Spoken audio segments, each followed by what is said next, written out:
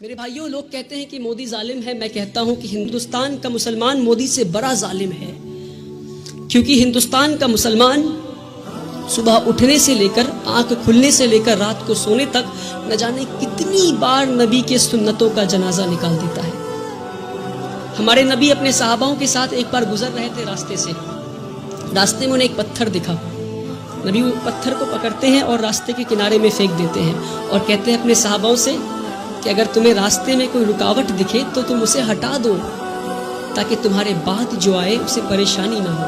تو صحاباؤں نے اس بات پہ اتنا عمل کیا کہ کئی سالوں کے بعد ایک یہودی کا گروپ اس راستے سے گزر رہا تھا، اسی راستے سے، اور راستے میں ایک پتھر گرا ہوا دیکھتا ہے تو پتھر کو دیکھ کر بولتا ہے کہ شاید اس راستے سے مسلمان نہیں گزرا.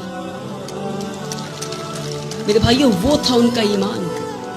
اور ہم آج کہیں بھی بم پھٹتا ہے تو بولتے ہیں شاید مسلمانی ہوگا، کہیں بھی گولیاں چلتی ہے تو کہتا ہے مسلمانی ہوگا.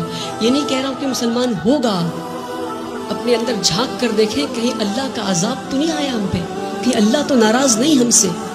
میں بھٹکل کے لوگوں سے نہیں بول رہا، پر بھٹکل کے لوگوں کے ذریعے میں ہندوستان تک یہ بات پہنچانا چاہ رہا ہوں، ہندوستان کے مسلمانوں تک یہ بات پہنچانا چاہ رہا ہوں. ایک بار ہمارے نبی صلی اللہ علیہ وسلم راستے سے گزر رہے تھے، ایک بوڑھی عورت کو دیکھتے ہیں. وہ اپنے سامان کو لے کر کھڑی تھی تو مزدور کا انتظار کر رہی تھی. وہ تو نبی کریم جاتے ہیں، کہتے یار اے میری ماں، میں تمہارا مزدور بن جاؤں کیا؟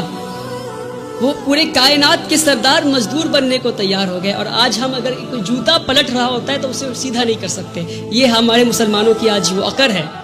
پتہ نہیں کس بات کی عقر میں جی رہے ہیں، جس کی امت اس بات کی عقر میں جی رہی ہے. اس کا رسول دوسروں کی مزدوری کرنے کو تیار ہو گیا تھا.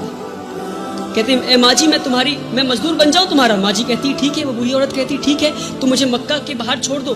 نبی کریم اس بوڑھی عورت کو مکہ کے باہر چھوڑنے جاتے ہیں. راستے میں بوڑھی عورت کہتی کوئی محمد آیا ہے، کوئی جادوگر ہے، اور گالیاں دینے لگتی محمد صلی اللہ علیہ وسلم کو.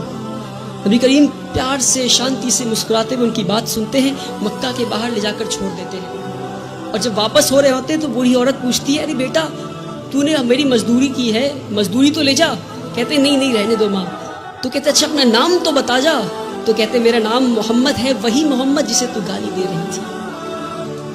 میرے پیارے بھائیوں، ہم اس نبی کی امت ہے، اس بات کو نہ بھولیں. ہمارے نبی سے زیادہ بڑا مثال سیکولرزم کا اس دنیا میں نہیں ہے. جس نے مزدوری کی اس غیر قوم عورت کی جو ان کو گالیاں دے رہی تھی، مسکراتے ہوئے اس کا کام کر دیا، اس نبی کی امت ہے ہم. جب طائف میں گئے تو انہیں اتنی پتھر ماری گئی کہ ان کا جوتا مبارک خون سے بھر گیا. تو جبرائیل امین نیچے آتے ہیں اور کہتے ہیں کہ اے نبی، آپ کہیے تو ہم طائف ایک ویلی میں تھا، تو دو پہاڑ کے بیچ میں طائف والے لوگوں کو ہم کچل دیں گے.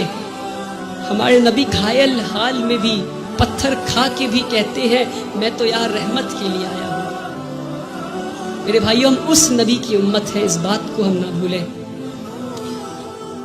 جس دن مسلمان اپنے نبی کی سنتوں کا جنازہ نکالنا بند کر دے گا، اس دن ہماری تقدیر بدل جائے گی انشاءاللہ.